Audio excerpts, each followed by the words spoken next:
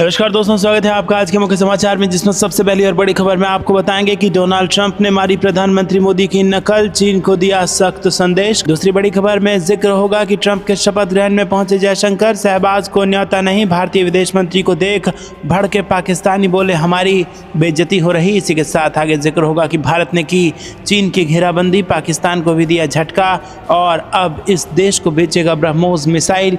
आगे जिक्र होगा कि महाकुंभ में वक्फ बोर्ड खत्म करने और सनातन बोर्ड बनाने की मांग पीएम मोदी और सीएम योगी से कर दी है संतों ने। और इसी के साथ आगे आपको बताएंगे मौसम का हाल, धूप खिलने का मतलब गर्मी नहीं, फिर छाएगा दिल्ली एनसीआर में कोहरा और पहाड़ों से लेकर अपने शहर के मौसम का हाल आपको बताएंगे। हर एक खबर की गहराई में ले जाएंगे दोस्तों, लेकिन उससे पहले आपसे निवेदन की वीडियो को लाइक करके चैनल को सब्सक्राइब करके बेल आइकन दबाकर कमेंट में जय हिंद जरूर लिखिएगा। रुक करते हैं सबसे पहले और बड़ी खबर की तरफ। डोनाल्ड ट्रंप ने मारी प्रधानमंत्री मोदी की नकल और चीन को दे दिया सख्त संदेश। या दोस्तों, प्रधानमंत्री नरेंद्र मोदी के मेक इन इंडिया की नकल करते हुए अमेरिका के राष्ट्रपति डोनाल्ड ट्रंप ने मेक इन यूएस का नारा दिया है, लेकिन उन्होंने दुनिया को धमकी भी दे दी है। उन्होंने कहा कि अगर आप अमेरिका में निर्माण नहीं करते हैं तो आपको भारी भरकम टैरिफ देना होगा। डोनाल्ड ट्रंप ने वर्ल्ड इकोनॉमिक फोरम में अपने नए मेक इन यूएस अभियान की शुरुआत की है और कंपनियों को अमेरिका में मैन्युफैक्चरिंग के लिए प्रोत्साहित किया। ऐसा माना जा रहा है कि डोनाल्ड ट्रंप का ये कदम न केवल अमेरिकी उद्योग को बढ़ावा देगा बल्कि वैश्विक व्यापार पर अमेरिका की पकड़ को भी मजबूत करेगा। प्रधानमंत्री नरेंद्र मोदी ने 25 सितंबर 2014 को मेक इन इंडिया अभियान की शुरुआत की थी और इस अभियान का उद्देश्य भारत को एक वैश्विक मैन्युफैक्चरिंग हब बनाना और निवेश को प्रोत्साहित करना है। इसमें विदेशी और घरेलू कंपनियों को भारत में निर्माण इकाइयां स्थापित करने के लिए प्रेरित किया गया। इस अभियान के तहत 25 प्राथमिक क्षेत्रों की पहचान की गई, जिनमें ऑटोमोबाइल, टेक्सटाइल, रक्षा, फार्मा और इलेक्ट्रॉनिक्स शामिल है। प्रधानमंत्री मोदी की राह पर चलते हुए ट्रंप ने मेक इन यूएस का नारा दिया है और उन्होंने अमेरिकी कंपनियों को कम कॉरपोरेट टैक्स और सरल व्यापार नियमों का भरोसा दिया है। रुक करते हैं अगली ब्रेकिंग न्यूज़ की तरफ। ट्रंप के शपथ ग्रहण में जयशंकर को देखकर तिलमिलाए पाकिस्तान, शहबाज को नहीं मिला न्योता, जिसके बाद भड़के पाकिस्तान बोले कि हमारी बेइज्जती हो रही है। जी हाँ दोस्तों, आपको बता दें कि यहाँ पर बड़ी खबर आ रही है अमेरिका से। पाकिस्तान की यूट्यूबर सना अमजद का कहना है कि डोनाल्ड ट्रंप के शपथ ग्रहण में गए भारतीय विदेश मंत्री एस जयशंकर एक हफ्ते से अमेरिका में हैं। वहीं दूसरी ओर पाकिस्तान से कोई भी ट्रंप के शपथ ग्रहण में नहीं गया क्योंकि न्योता ही नहीं आया। उन्होंने कहा कि अमेरिका में ट्रंप की वापसी से पाकिस्तान को फ़ायदा मिलने की उम्मीद थी, लेकिन ऐसा नहीं हो सका है। एक तरफ भारत के विदेश मंत्री और दूसरे लोग अमेरिका पहुंचे तो दूसरी ओर पाकिस्तान को ट्रंप ने पूछना भी जरूरी नहीं समझा है। दोस्तों, रुक करते हैं अगली ब्रेकिंग न्यूज़ की तरफ। भारत ने की चीन की घेराबंदी, पाकिस्तान को भी दे डाला झटका और इस देश को बेचेगा ब्रह्मोस मिसाइल। जी हाँ दोस्तों, भारत ने पाकिस्तान के साथ साथ चीन को भी झटका दिया है। इंडोनेशिया से रिश्तों को प्रगाढ़ बनाकर दोनों ही देशों को कूटनीतिक संदेश दिया है।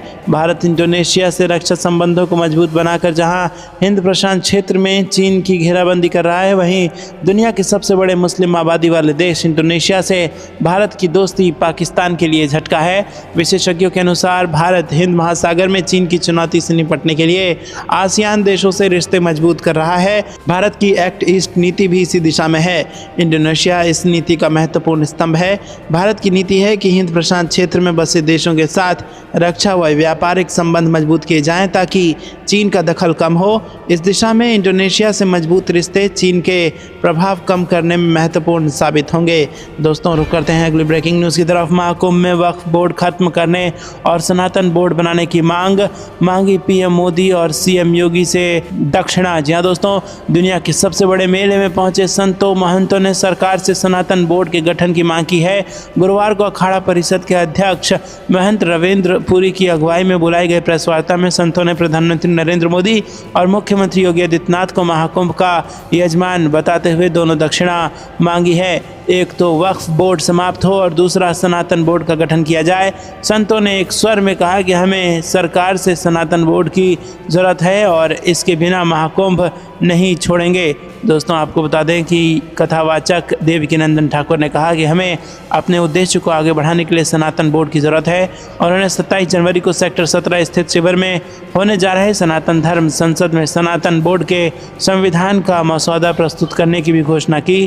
कहा कि 27 जनवरी धर्म की स्वतंत्रता का दिवस के रूप में मनाया जाएगा और धर्म संसद में सभी अखाड़ों चारों शंकराचार्यों के प्रतिनिधियों और सनातन धर्म से जुड़े व्यक्ति शामिल रहेंगे। महंत रविंद्र पुरी ने अपील की है कि महाकुंभ में जितने भी संत महंत कथावाचक हैं वो अपना अपना काम छोड़कर 27 जनवरी को धर्म संसद में शामिल हों। रुक करते हैं अगली ब्रेकिंग न्यूज़ की तरफ। मौसम विभाग से बड़ा अपडेट, धूप खिलने का मतलब गर्मी नहीं, फिर छाएगा दिल्ली एनसीआर में कोहरा। जी हाँ दोस्तों, दिल्ली एनसीआर में पिछले कुछ दिनों से लोगों को तेज़ धूप देखने को मिल रही है। हालांकि शुक्रवार को मौसम कुछ बदला नजर आया, एक बार फिर से मौसम में बदलाव देखने को मिला और सुबह ठंड का एहसास हुआ। वहीं यूपी पंजाब से लेकर हरियाणा में सुबह के साथ ही रात में कोहरा देखने को मिल रहा है।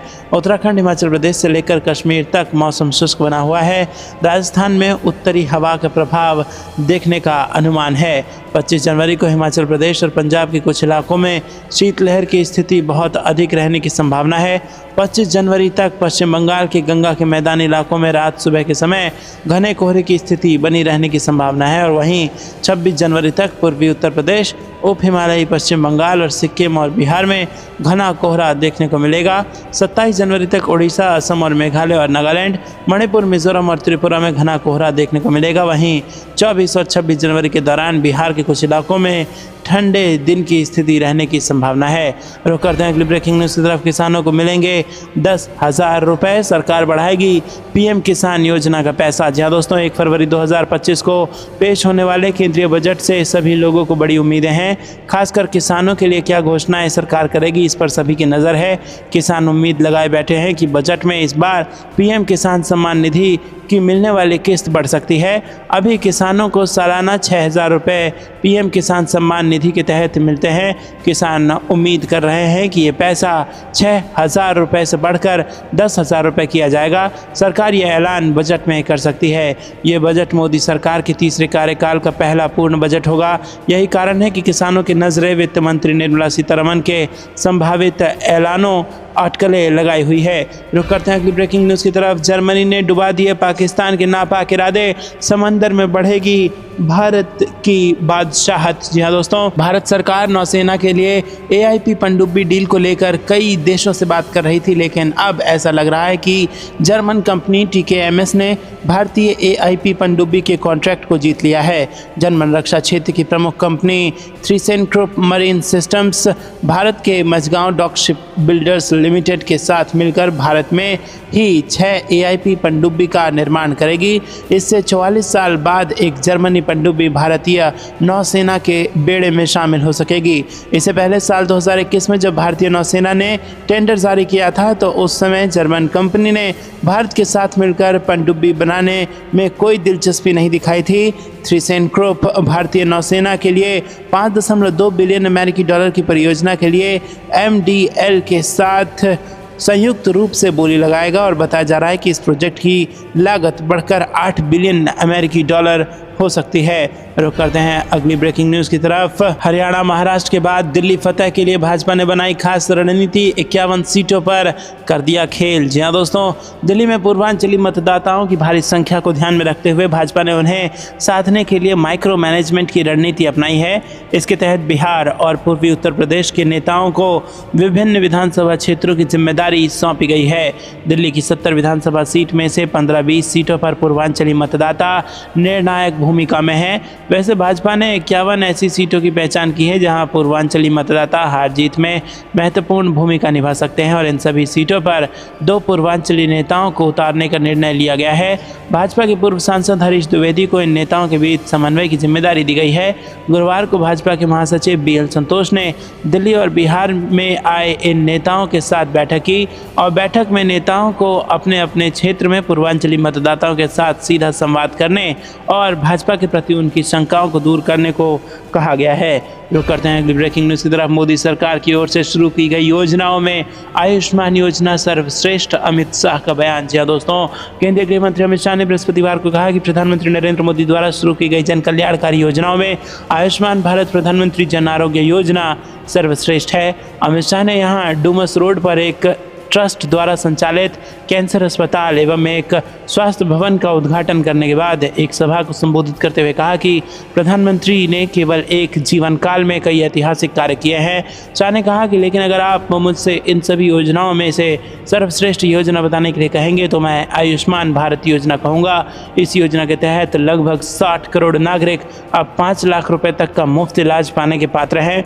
उन्होंने कहा कि 250 करोड़ रुपए की लागत से एक न्यास द्वारा निर्मित कैंसर अस्पताल का यहाँ उद्घाटन किया गया है, जिसमें आयुष्मान भारत कार्ड धारक मरीज इलाज करा सकते हैं। शाह ने कहा कि मोदी सरकार ने देश में स्वास्थ्य सेवा परिदृश्य को बेहतर बनाने के लिए कई कदम उठाए हैं। भारत का स्वास्थ्य सेवा बजट 2013-14 में 37,000 करोड़ रुपए से बढ़कर मोदी सरकार के तहत 98,000 करोड़ रुपए हो गया है, जो आवंटन में 3 गुना वृद्धि दर्शाता है। प्रधानमंत्री ने देश में स्वास्थ्य सेवाओं को बेहतर बनाने के लिए समग्र दृष्टिकोण अपनाया है। अगर दोस्तों आप भी इस बात से सहमत हैं तो वीडियो को लाइक करके समर्थन जरूर दर्ज कराइएगा और चैनल को सब्सक्राइब करके बेल आइकन जरूर दबाइएगा। रुक करते हैं अगली ब्रेकिंग न्यूज़ की तरफ। पाकिस्तान ने खुद मारी अपने पैरों पर कुल्हाड़ी। व्यापारिक रिश्ते बंद होने के सवाल पर एस जयशंकर ने खोली पड़ोसी की पोल। जी हाँ दोस्तों, भारत पाकिस्तान के बीच व्यापार फिलहाल ठंडे बस्ते में जा चुका है और इसको लेकर अमेरिका में एक प्रेस कॉन्फ्रेंस के दौरान भारतीय विदेश मंत्री एस जयशंकर ने कहा कि दोनों देशों के बीच जो व्यापार खत्म हुआ है उसकी वजह पाकिस्तान है। विदेश मंत्री ने कहा कि पाकिस्तान ने ही भारत के साथ व्यापार खत्म किया था, लेकिन इसे शुरू करने की पहल भारत नहीं करेगा। भारतीय विदेश मंत्री अमेरिका के हाल ही में एक बार फिर अमेरिका के राष्ट्रपति बने डोनाल्ड ट्रंप के शपथ ग्रहण समारोह में गए थे और इस दौरान अमेरिका विदेश सचिव से मुलाकात के बाद उन्होंने प्रेस कॉन्फ्रेंस की। मुलाकात की जानकारी देने के साथ ही पाकिस्तान से व्यापार को लेकर एस जयशंकर ने कहा कि ना कभी पाकिस्तान ने पहल की और ना भारत ने। विदेश मंत्री एस जयशंकर ने बुधवार को कहा कि भारत और पाकिस्तान के बीच व्यापार बहाली को लेकर किसी भी तरह की बातचीत नहीं हुई है। उन्होंने कहा कि पिछले साल के बाद से पाकिस्तान के साथ व्यापार पर कोई बातचीत नहीं हुई है और ना ही उनकी ओर से कोई पहल हुई है। रुक करते हैं अगली ब्रेकिंग न्यूज़ की तरफ। भारत और चीन के बीच रिश्तों में एक बार फिर से आई गर्मजोशी। डोभाल के बाद अब विदेश सचिव करेंगे बीजिंग की यात्रा। जी हाँ दोस्तों, भारत और चीन के बीच रिश्तों में एक बार फिर से गर्मजोशी देखने को मिल रही है। एक तरफ जहां भारत के national security adviser Ajit Doval और चीनी विदेश मंत्री वांग यी की बीजिंग में मुलाकात हुई, तो वहीं अब विदेश सचिव विक्रम मिस्त्री इस महीने के अंत में चीनी उप विदेश मंत्री के साथ बातचीत करने के लिए चीन का दौरा करेंगे। मिस्त्री की यात्रा वीज़ा, डायरेक्ट फ्लाइट फिर से शुरू करने और वास्तविक नियंत्रण रेखा पर सीमा विघटन में एक बड़ी सफलता के बाद आर्थिक संबंधों को मजबूत करने पर केंद्रित होगी। ये यात्रा दोनों पड़ोसियों के बीच तनाव कम करने के हालिया प्रयासों की अगली कड़ी है। दोनों देशों ने लद्दाख क्षेत्र में अपनी विवादित सीमा पर तनाव कम करने की दिशा में महत्वपूर्ण प्रगति की है। अक्टूबर 2024 में दोनों देश LAC पर सैन्य गश्त से संबंधित एक समझौते पर सहमत हुए। भारत चीन सीमा मुद्दे में एक बड़े घटनाक्रम में चीनी सैनिक लद्दाख के वाई जंक्शन और राकी नाला के देपसांग क्षेत्र से पीछे हट गए। 12 सितंबर को रूस के सेंट पीटर्सबर्ग में अजीत डोभाल और वांग यी की मुलाकात हुई थी। माना जा रहा है कि इसी मुलाकात के दौरान अक्टूबर में LAC पर हुए डिसएंगेजमेंट का फ्रेमवर्क तैयार किया गया था।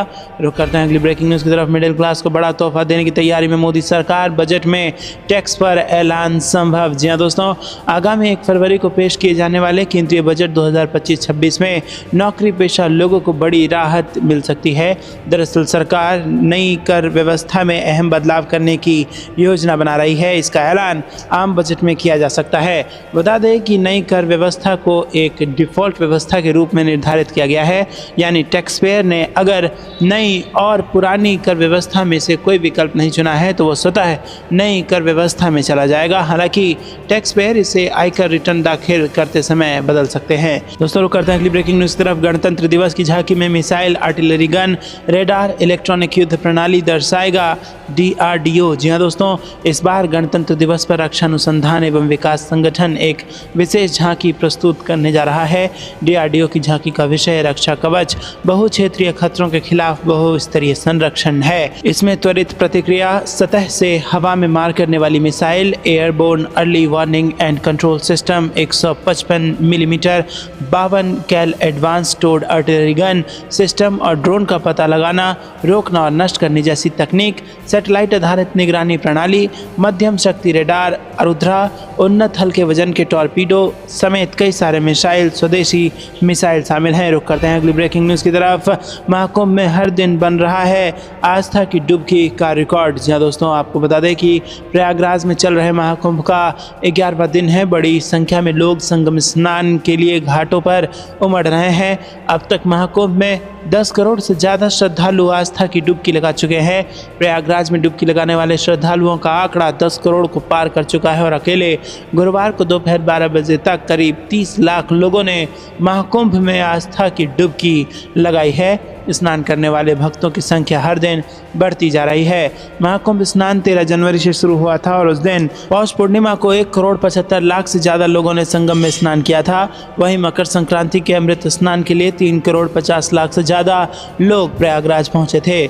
जानकारी के मुताबिक हर दिन करीब 50 लाख लोग संगम में आस्था की डुबकी लगा रहे हैं। दोस्तों, आम श्रद्धालुओं के साथ ही वीवीआईपी की संगम में डुबकी लगाने पहुंच रहे हैं। बुधवार को सीएम योगी भी अपनी कैबिनेट संग स्नान के लिए महाकुंभ पहुंचे थे और इससे पहले बीजेपी नेता मनोज तिवारी ने भी संगम में स्नान किया था। 5 फरवरी को प्रधानमंत्री नरेंद्र मोदी महाकुंभ में स्नान करने के लिए पहुंचने वाले हैं। रुक करते हैं अगली ब्रेकिंग न्यूज़ की तरफ। यूपी के 25 लाख युवाओं को योगी सरकार देगी सौगात। स्मार्टफोन के लिए 2493 करोड़ रुपए पर कैबिनेट ने लगा दी मुहर। जी हाँ दोस्तों, यूपी की योगी सरकार एक बार फिर युवाओं को मुफ्त में स्मार्टफोन बांटेगी। इसके लिए स्वामी विवेकानंद युवा सशक्तिकरण योजना के अंतर्गत निःशुल्क स्मार्टफोन वितरण के लिए 25 लाख स्मार्टफोन खरीदे जाएंगे।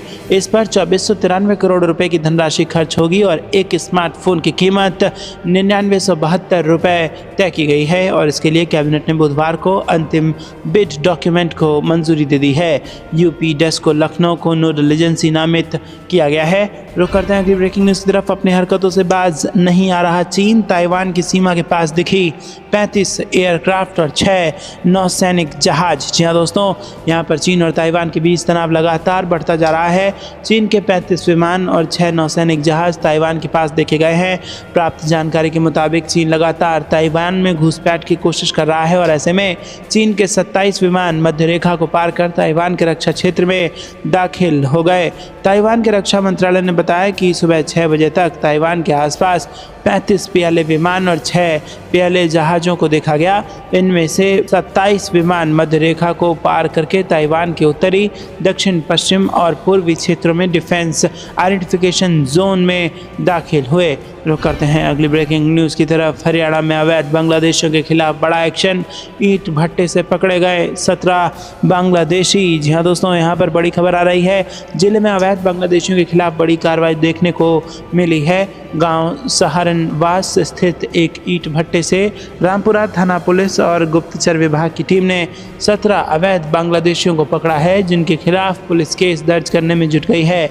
आरोपी 15 साल पहले बॉर्डर पार कर अवैध तरीके से भारत में घुसे थे, जो सहारनवास के एक ईंट भट्टे पर काम करते थे। रामपुरा थाना पुलिस पूरे मामले की जांच में जुटी हुई है। दरअसल गुप्तचर विभाग की टीम ने घुसपैठियों की पहचान के लिए अभियान चलाया है, जिसके तहत बुधवार को गांव सहारनवास स्थित ईंट भट्टे पर रामपुरा थाना पुलिस और गुप्तचर विभाग की टीम के अधिकारियों ने जब वहां काम कर रहे श्रमिकों के कागजातों की छानबीन की तो 17 बांग्लादेशी अपनी पहचान और भारतीय नागरिक होने का प्रमाण नहीं दे सके। इनमें 7 पुरुष, 5 महिलाएं और 5 बच्चे हैं। रुक करते हैं अगली ब्रेकिंग न्यूज़ की तरफ। पहला मेड इन इंडिया चिप इसी साल होगा लॉन्च। केंद्रीय मंत्री अश्विनी वैष्णव ने कर दिया ऐलान। जी हाँ दोस्तों, आपको बता दें कि दावोस में चल रहे वर्ल्ड इकोनॉमिक फोरम के दौरान केंद्रीय मंत्री अश्विनी वैष्णव ने बड़ा ऐलान किया है। उन्होंने कहा कि भारत की पहली मेड इन इंडिया चिप इस साल लॉन्च की जाएगी। इससे पहले चिप को दिसंबर 2024 में लॉन्च करने की योजना थी, जिसकी घोषणा पिछले साल जनवरी में दावोस सम्मेलन में की गई थी। अब भारत का ये बड़ा कदम टेक्नोलॉजी सेक्टर में देश को आत्मनिर्भर बनाने की दिशा में तेजी से बढ़ेगा। मंत्री वैष्णव ने बताया कि भारत के सेमीकंडक्टर कार्यक्रम को लेकर इंडस्ट्री में बड़ा भरोसा है। उन्होंने कहा कि हमारी पहली मेड इन इंडिया चिप इस साल आएगी और अब हमारा फोकस अगले चरण पर है। जिसमें हम उपकरण निर्माताओं, सामग्री निर्माताओं और डिजाइनरों को भारत में लाना चाहते हैं। वैष्णव ने यह भी कहा कि सेमीकंडक्टर निर्माण में उपयोग होने वाले मटेरियल्स की शुद्धता और बढ़ाने की जरूरत है। उन्होंने कहा कि हमें पार्ट्स पर मिलियन शुद्धता से पार्ट्स पर बिलियन शुद्धता तक पहुंचना होगा और इसके लिए प्रोसेस में बड़ा बदलाव करने की ज़रूरत है और इंडस्ट्री इस पर तेज़ी से काम कर रही है। रुक करते हैं अगली ब्रेकिंग न्यूज़ की तरफ। विकसित भारत के लिए एकजुट रहे, नेताजी की जयंती पर प्रधानमंत्री मोदी ने आमजन से किया आह्वान। जी हाँ दोस्तों, प्रधानमंत्री नरेंद्र मोदी ने गुरुवार को लोगों से विकसित भारत के लिए एकजुट रहने का आह्वान किया और देश को कमज़ोर करने और इसकी एकता को तोड़ने की कोशिश करने वाली ताकतों के खिलाफ चेतावनी दी। सुभाष चंद्र बोस की 128वीं जयंती के उपलक्ष्य में कटक में आयोजित पराक्रम दिवस कार्यक्रम को संबोधित करते हुए पीएम मोदी ने कहा कि प्रतिष्ठित स्वतंत्रता सेनानी का जीवन लोगों के लिए निरंतर प्रेरणा का स्रोत है। और वो अपने भाषण में पीएम मोदी ने कहा कि नेताजी ने आराम के दायरे से बाहर निकलकर देश की आज़ादी के लिए संघर्ष करना पसंद किया।